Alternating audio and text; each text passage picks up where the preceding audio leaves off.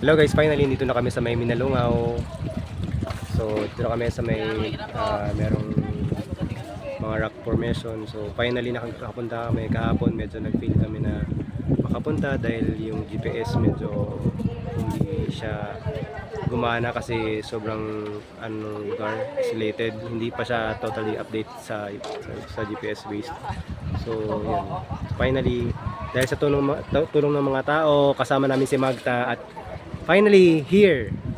Ito na kami sa Mindanao at nakasay kami ngayon sa Floating Cottage. So yun nga pala guys, so yung presyo po ngayon nito 2025 ay ano na po, 1.3 po ang arkila. Sulit naman. So kung marami kayo na na mag-arkila and mag-share kayo, so mas magaan siya.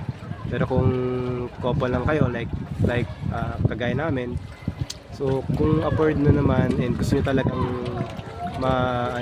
ma-experience, so ayun, masaya naman guys kasi layo na rin naman ang binyahe. So and sobrang worth it.